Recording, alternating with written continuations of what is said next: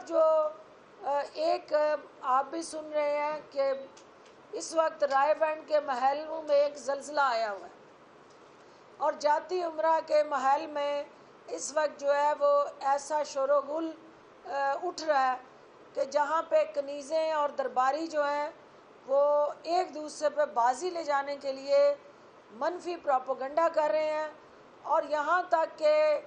سب سے بڑا جو منشیات فروشی کا چیمپئن ہے اس نے سرکاری اہلکاروں کو، انتظامیہ کو سر عام للکار کے دھمکیاں دی ہیں اور انہیں سرکاری کام سے پیچھے ہٹانے کے لیے ایک سرکاری فریضے کی ادائیگی کے راستے میں انہوں نے جس طرح کی منفی انتہائی گھٹیا اور غلیظ زبان استعمال کی ہے، میں اس کی مذمت بھی کرتی ہوں، اور میں انہیں یہ کہنا چاہتی ہوں کہ یہ پاکستان بدل چکا ہے، یہ پنجاب بدل چکا ہے، یہاں شاہی خاندان کی حکومت ختم ہو چکی ہے، یہاں پہ قانون کی حکمرانی ہے، اور سرکاری افسران جو ہیں جب آپ کے انگلی کے اشارے پہ آپ ان سے ذاتی کام کروایا کرتے تھے، عمران خان یا وزیر اعلیٰ عثمان بزدار جو ہیں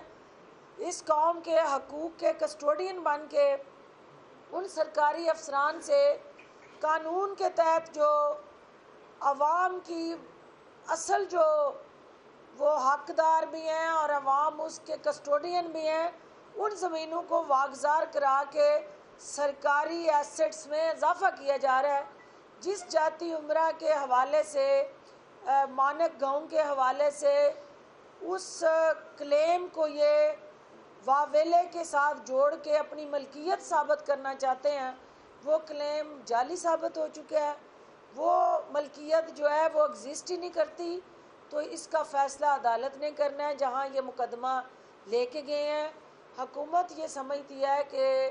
جہاں جہاں ناجائز قابضین ہیں، جنہوں نے مخصوص ٹارگٹ کر کے ایجنڈے کے تحت سرکاری زمینوں پہ قبضہ کیا، اور یہ اس حوالے سے بھی لمحہ فکری ہے کہ اس وقت ذل سبحانی وزیر اعلیٰ پنجاب تھے جب یہ کلیم جو ہے اس کے تحت اس زمین پہ قبضہ ہوا، اور وزیر اعلیٰ کی حیثیت سے انہوں نے معاونت کی، جو آج کسی بھی ریونیو ریکارڈ کے اندر ملکیت کا کوئی ڈیٹا موجود ہی نہیں ہے۔ تو اگر آپ کے پاس کوئی ریکارڈ موجود ہے، کوئی خرید و فروخت کا معاہدہ موجود ہے، کوئی لین دین کی رسیدیں موجود ہیں، جو پیسے دینے کا کوئی نہ کوئی قانونی